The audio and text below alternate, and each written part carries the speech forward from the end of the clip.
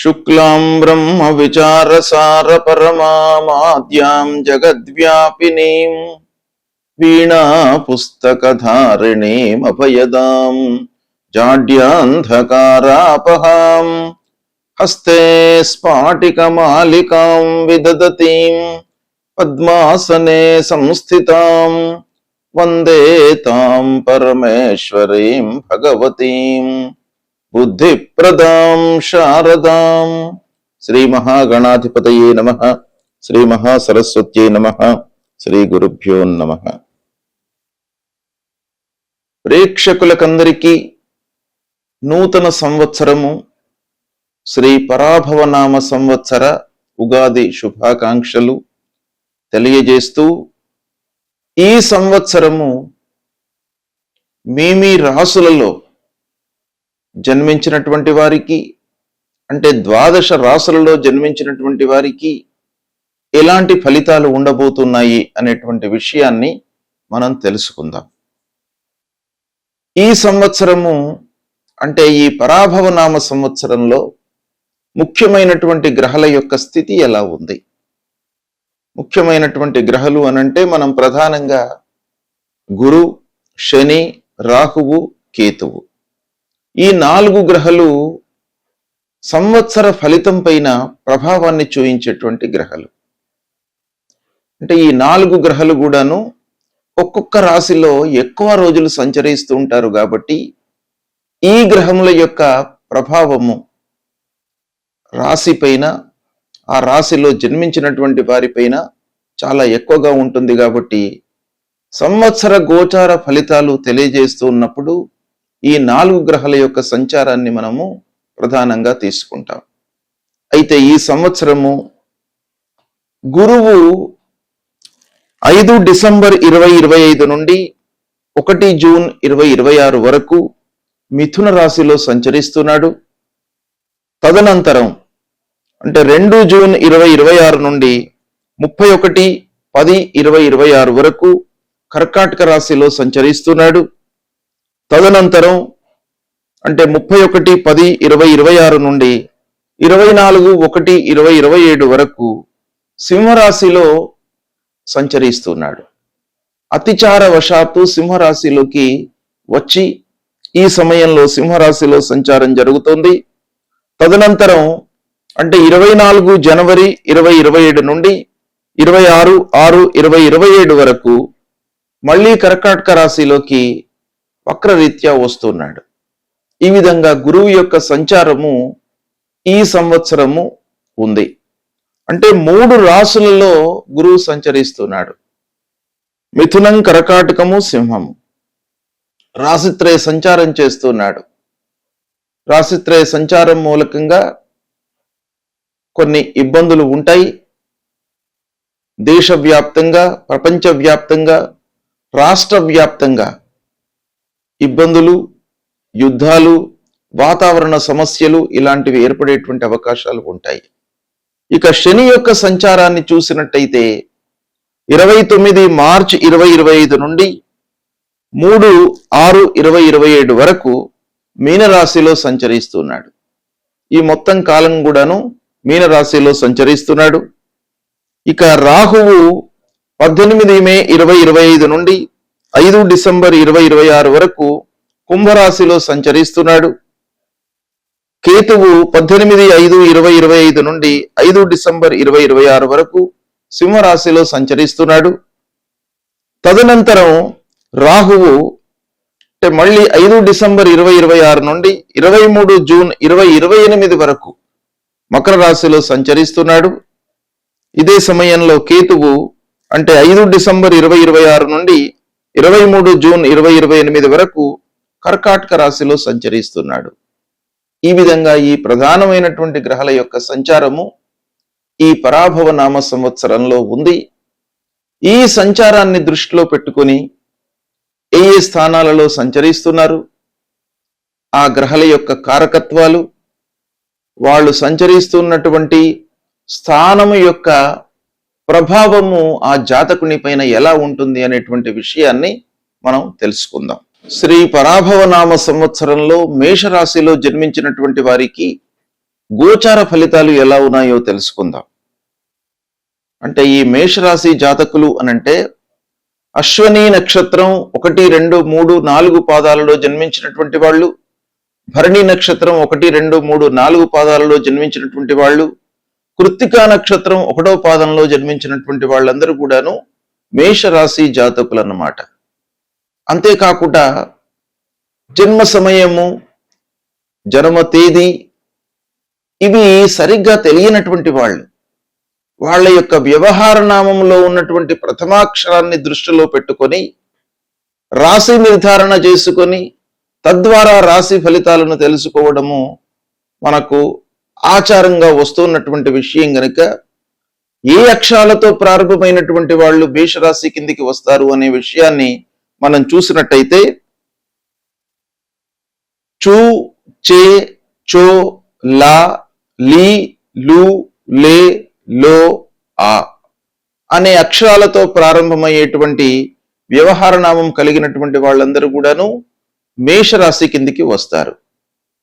అంటే జన్మ నక్షత్రం ప్రకారంగా రాశి నిర్ధారణ చేసుకోవడము, వ్యవహార నామం ప్రకారంగా రాశి నిర్ధారణ చేసుకోవడము, తదనంతరము ఆ రాశి ప్రకారంగా గోచార ఫలితాలను తెలుసుకోవడము ముఖ్యమైనటువంటి విషయం. ఇక ఈ పరాభవ నామ సంవత్సరంలో మేషరాశి జాతకులకు ఆదాయం 11, వ్యయం 5. ఆదాయము ఎక్కువ పాళ్లల్లో ఉంది, వ్యయం తక్కువగా ఉంది. ఈ సందర్భంలో కూడాను మీరు కొంత జాగ్రత్త వహించాలి. ఆదాయానికి వ్యయానికి వ్యత్యాసం బాగా కనబడుతుంది కనుక ఆదాయము మీకు అనుకున్న మాదిరిగా చేతిలోకి రావాల్సినటువంటి డబ్బు వస్తుంది. ఉద్యోగరీత్యా మీరు అన్ని రకాలుగా డబ్బు సమయానికి చేతికి అందుకునేటువంటి అవకాశాలు బాగా కనబడుతున్నాయి. అయితే ఖర్చు తక్కువగా ఉంది కాబట్టి పొదుపు పైన, ఇన్వెస్ట్మెంట్ పైన మీరు మనసు నిలపాలి అనేటువంటి విషయం మనకి ఇక్కడ తెలియజేస్తుంది. ఇక రాజపూజ్యం 2, రాజావమానం 4గా ఉంది ఈ సంవత్సరము. అంటే పూజ్య భావము సమాజంలో తక్కువగా ఉంది, అవమానము ఎక్కువగా ఉంది. అంటే ఈ రాజపూజ్య రాజ్యావమానాలు స్థూలంగా మనకు ఏం తెలియజేస్తున్నాయి అనంటే మీకు ఈ సంవత్సరము సక్సెస్ రేట్ ఎలా ఉంటుంది, ఫెయిల్యూర్ ఎలా ఉంటుంది, ప్రారంభించినటువంటి పనులలో ఎంతవరకు మీరు సక్సెస్ అవ్వగలుగుతారు అనేటువంటి విషయాన్ని స్థూలంగా తెలియజేస్తుంది. ఇదొక్కటే కాకుండా మిగతా గ్రహస్థితిని కూడాను మనం దృష్టిలో పెట్టుకోవాలి. అయితే ఇది ఒక ఫ్యాక్టర్ మనకి ఎలా ఉంటుంది అనేది తెలియజేయడానికి. 2 పూజ్యం, 4 అవమానం ఉంది కాబట్టి కొంత జాగ్రత్తగా మీరు పనులు చేయాలి. ప్రారంభించినటువంటి పనులను గుడ్డిగా అంటే బ్లైండ్గా మీరు ప్రారంభించకుండా ఉండడము అన్ని రకాలుగా మంచిది అనేటువంటి విషయాన్ని మనకు ఈ సంఖ్య తెలియజేస్తుంది. ఇకపోతే గ్రహస్థితి ఈ మేషరాశి జాతకులకు ఈ సంవత్సరము ఎలా ఉంది అనే విషయాన్ని మనం చూసినట్టయితే గురువు యొక్క ప్రభావాన్ని మనం ప్రప్రథమంగా ఎలా ఉంది. గురువు 1 జూన్ 2026 వరకు మిథున రాశిలో సంచరిస్తున్నాడు గనక తృతీయ స్థానంలో సంచరిస్తున్నాడు. తృతీయ స్థానము ప్రతికూలమైనటువంటి స్థానం. తదనంతరము అంటే 2 జూన్ 2026 నుండి 31 అక్టోబర్ వరకు కర్కాటక రాశిలో సంచారం గనక అర్ధాష్టమ స్థానం అవుతోంది. అంటే చతుర్థ స్థానంలో సంచరిస్తున్నాడు. తదనంతరము 24/1/2027 వరకు సింహరాశిలో సంచారం గనక పంచమ స్థానంలోకి వస్తున్నాడు. ఈ పంచమ స్థానం మీకు బాగా కలిసి వస్తుంది. తదనంతరం మళ్ళీ వక్రించి 26 జూన్ 2027 వరకు కర్కాటక రాశిలో సంచరిస్తున్నాడు. అంటే ప్రతికూలంగా ఉన్నాడు. ఈ విధంగా గురువు యొక్క సంచారం ఉంది గనక గురువు, శని, రాహువు ముఖ్యమైనటువంటి గ్రహాల యొక్క సంచారాన్ని మనం దృష్టిలో పెట్టుకున్నట్టయితే ఓవరాల్ గా మనకు నెట్ ఎఫెక్ట్ ఎలా ఉంటుంది అంటే గురువు సంచారము కొన్ని మార్లు మంచి ఫలితాలను ఇస్తూ ఉంటాడు. అదే సమయంలో శని ఉండడం మూలకంగా మనకు ప్రతికూలమైనటువంటి ఫలితాలు ఉంటాయి. రాహు మూలకంగా మంచి, కేతువు మూలకంగా ప్రతికూలత. ఇలా ఒక్కొక్క గ్రహము వాళ్ళ స్థానాలను సంచారాన్ని బట్టి అనుకూలము ప్రతికూలము ఇలా ఉండేటువంటి అవకాశాలు ఉంటాయి. కాబట్టి వీటన్నిటిని కూడాను దృష్టిలో పెట్టుకున్నట్టయితే మేషరాశి వారికి ఈ సంవత్సరము మార్పులతో కూడినటువంటి సంవత్సరంగా మనం భావించవచ్చు. అంటే అన్ని విషయాల లోపల కూడాను మార్పులు చోటు చేసుకుంటాయి. ఉద్యోగంలో మార్పు, జీవితంలో కొంత మార్పు, జీవన శైలి లోపల మార్పు, ఇలా ప్రతి విషయం లోపల కూడాను పూర్వంతో పోల్చినట్టయితే ఈ సంవత్సరములో మీరు మార్పులను అనుభవిస్తుంటారు. మార్పులను మీరు ప్రత్యక్షంగా చూసేటువంటి అవకాశాలు బాగా ఉంటాయి. ముఖ్యంగా మిథునంలో సంచరిస్తున్నటువంటి సమయం లోపల ప్రయత్నాలు ఆరంభంలో మీకు మంచి ఫలితాలను ఇస్తాయి. అంటే ప్రయత్నపూర్వకంగా మీరు చేసేటువంటి పనుల లోపల ప్రారంభంలో మంచి ఫలితాలు ఉంటాయి. అయితే తదనంతరం కొంత స్లో డౌన్ అయ్యేటువంటి అవకాశాలు ఉన్నాయి. అంటే ఆలస్యం అవుతుంది. ఇక కమ్యూనికేషన్ రంగంలో ఉన్నటువంటి వాళ్ళు చాలా అభివృద్ధి పథంలోకి వచ్చే అవకాశాలు కనపడుతున్నాయి. శిక్షణ అంటే వేరే వాళ్ళకి మనము శిక్షణ ఇచ్చేటువంటి తరగతులను రన్ చేస్తున్నటువంటి వాళ్ళు, ఏ రంగంలోనైనా కానివ్వండి, వేరే వాళ్లకు కోచింగ్ ఇస్తున్నటువంటి ఇలాంటి ఫీల్డ్స్ లో ఉన్నటువంటి వాళ్లకు బాగా కలిసి వస్తుంది. విద్యావకాశాలు బాగా ఉన్నాయి ఈ సంవత్సరము. సోదరులతో సంబంధాలు మెరుగుపడతాయి. ముఖ్యంగా పూర్వం ఉన్నటువంటి ఆ డిస్ప్యూట్స్ ఏవైతే ఉన్నాయో అన్నదమ్ముల మధ్యన ఈ సంవత్సరము తొలగిపోయేటువంటి అవకాశాలు కనబడుతున్నాయి.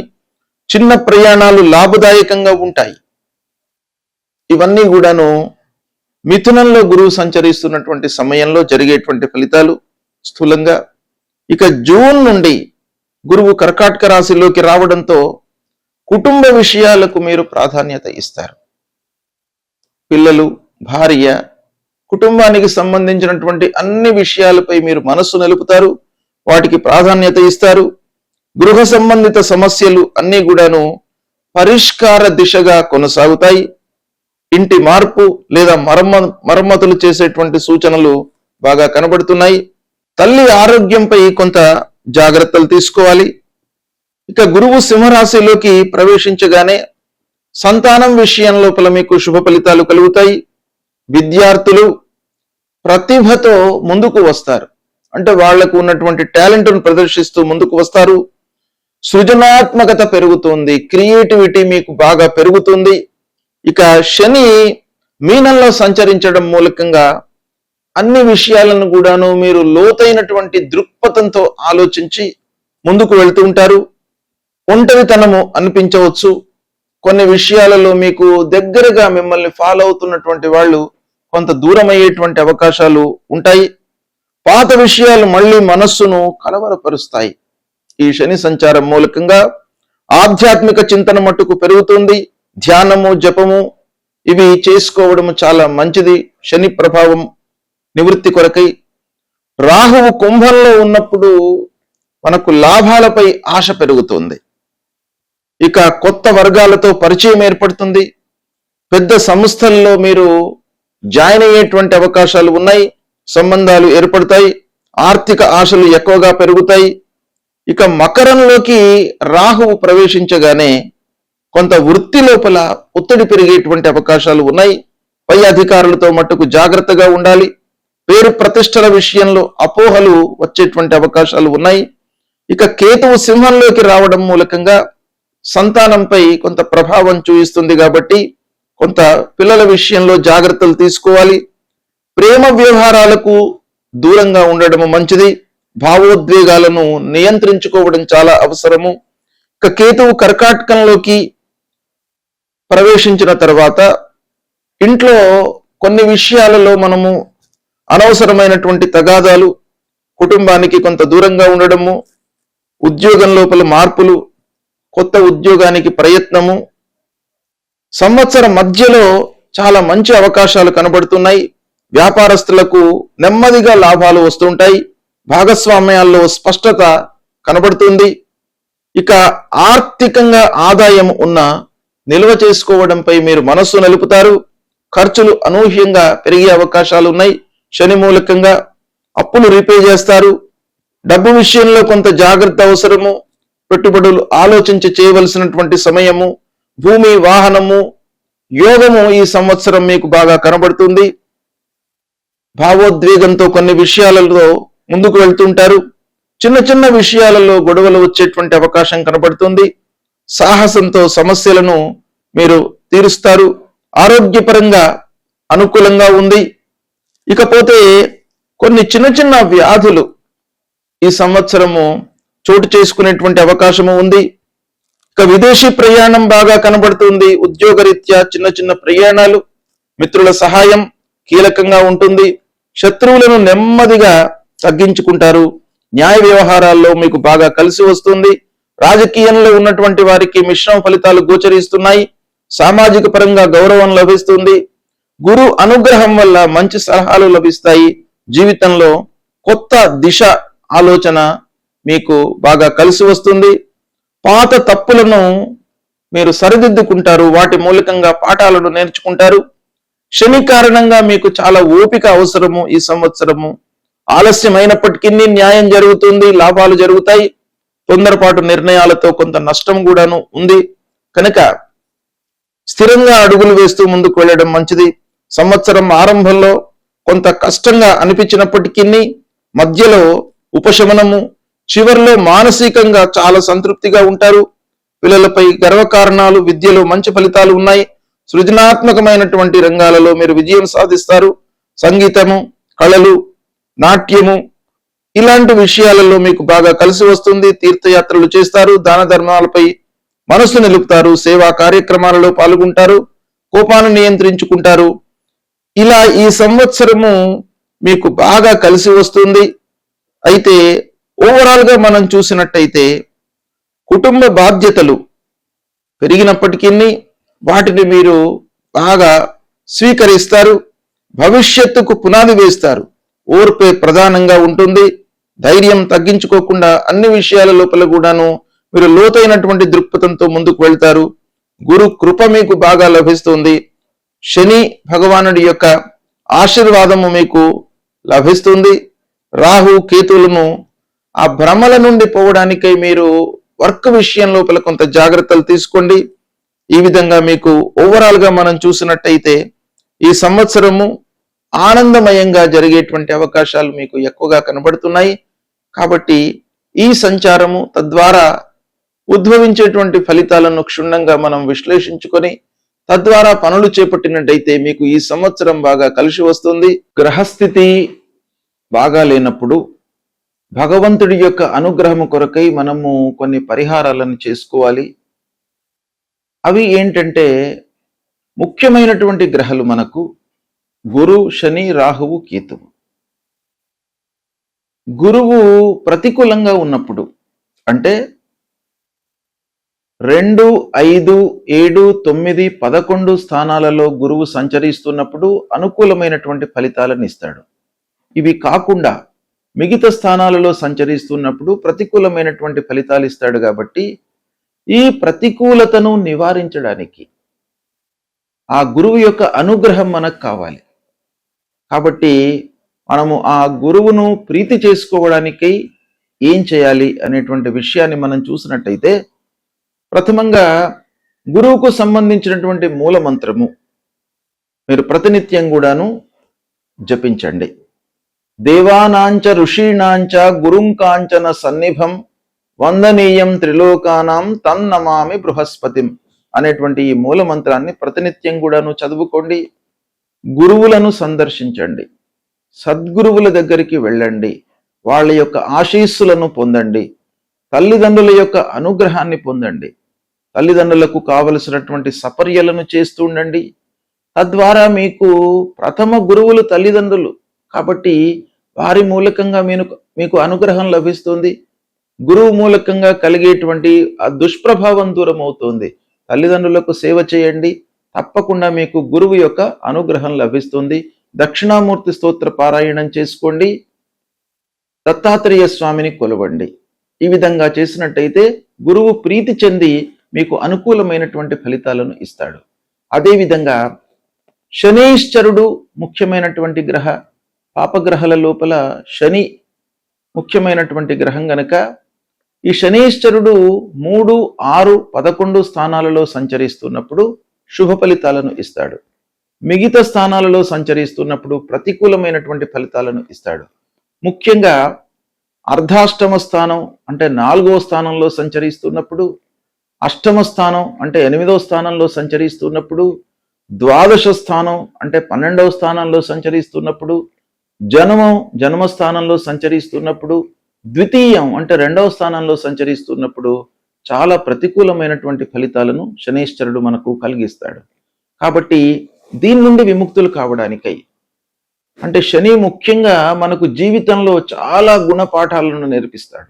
ప్రతి విషయం లోపల కూడాను ఆలస్యము, అనుకున్నవి కాకపోవడము, ఆర్థికమైనటువంటి ఇబ్బందులు, మనిషి లోపల ఒక లేజీనెస్ అనేటువంటిది క్రియేట్ చేయడము, ఇలాంటి ఎన్నెన్నో విషయాలపై శని యొక్క ప్రభావం ఉంటుంది. కాబట్టి శనిని ప్రీతి చేసుకోవడానికి మనం ఏం చేయాలి? ప్రతినిత్యం కూడాను శనీశ్వరుడికి సంబంధించిన మూలమంత్రాన్ని చదవండి. నీలాంజన సమాభాసం రవిపుత్రం యమాగ్రజం ఛాయా మార్తాండ సంభూతం తం నమామి శనీశ్వరం అనేటువంటి మూలమంత్రాన్ని ప్రతినిత్యం చదువుకోండి. ఆంజనేయ స్వామిని కొలవండి, ఆంజనేయ స్వామి దేవాలయానికి వెళ్ళండి, హనుమాన్ చాలీసా ప్రతినిత్యం కూడాను చదువుకోండి. ఈ స్తోత్ర పారాయణం మూలకంగా శనీశ్వరుడికి సంబంధించినటువంటి దుష్ప్రభావం దూరమవుతోంది. అదేవిధంగా రాహువు ముఖ్యమైనటువంటి గ్రహము. మన లోపల భ్రాంతి, భయము, ఆందోళన ఇలాంటివన్నీ కూడాను క్రియేట్ చేసేటువంటి ఒక తత్వం కలిగినటువంటి గ్రహము రాహుగ్రహము. ఈ రాహుగ్రహం మూలకంగా మనకు ఇబ్బందులు చాలా కలుగుతాయి. అంటే గోచార రీత్యా 3, 6, 11 స్థానాల్లో సంచరిస్తున్నప్పుడు రాహు మంచి ఫలితాలను ఇస్తాడు. కనుక ఈ స్థానాలు కాకుండా మిగతా స్థానాలలో ఉన్నప్పుడు మనము రాహు కొరకై పరిహారం చేసుకోవాలి. మూలమంత్రాన్ని జపించడం. అర్ధకాయం మహావీర్యం చంద్రాదిత్య విమర్దనం సింహిక గర్భ సంభూతం తం రాహుం ప్రణమామ్యహం అనేటువంటి మూలమంత్రాన్ని చదువుకోండి. ప్రతినిత్యం కూడాను అమ్మవారిని సేవించండి, దుర్గామాతను సేవించండి. దుర్గామాత గుడికి వెళ్ళండి. అమ్మవారికి ప్రదక్షిణాలు చేసినట్టయితే తప్పకుండా మీకు అమ్మవారి యొక్క అనుగ్రహము, రాహువు యొక్క అనుగ్రహము లభిస్తుంది. తల్లిని సేవించండి. మాతృమూర్తిని సేవించినట్టయితే రాహు మూలకంగా కలిగేటువంటి దుష్ప్రభావము మీకు 200% దూరం అవుతుంది. అదేవిధంగా కేతువు 3, 6, 11 స్థానాలలో శుభ ఫలితాలను ఇస్తాడు. అవి కాకుండా మిగతా స్థానాలలో సంచరిస్తున్నప్పుడు పరిహారం చేసుకోవడము మంచిది. మరి కేతువుకి ఏం చేయాలి ఈ మూలమంత్రము అనంటే, ఫలాశ పుష్ప సంకాశం తారక గ్రహమస్తకం రౌద్రం రుద్రాత్మకం ఘోరం తం కేతుం ప్రణమామ్యహం అనేటువంటి ఈ మూలమంత్రాన్ని ప్రతినిత్యం కూడాను చదువుకోండి. గణపతిని సేవించండి. ఆటంకాలు లేకుండా ఉంటాయి. మీకు విరక్తి భావన కలగకుండా ఆ కేతువు మిమ్మల్ని కాపాడుతాడు. అంటే విరక్తి అనేటువంటిది మనిషి లోపల డెవలప్ అయితే, అశ్రద్ధ అనేటువంటిది డెవలప్ అయితే పని ముందుకు జరగదు. దానిపైన మనకు శ్రద్ధ లేనట్టయితే మనం పని చేయలేము. కనుక అలాంటి భావన రాకుండా ఉండడానికి మీరు విఘ్నేశ్వరుణ్ణి పూజించండి. ఈ మూల మంత్రాన్ని ప్రతినిత్యం కూడాను చదువుకోండి. ఈ 4 గ్రహాలు చాలా ముఖ్యమైనటువంటి కనుక ఈ 4 గ్రహాలు అనానుకూలంగా ఉన్నప్పుడు నేను చెప్పినటువంటి పరిహారాలను చేయండి. సంతృప్తిగా మీరు మంచి ఫలితాలను పొందుతారు. శుభం.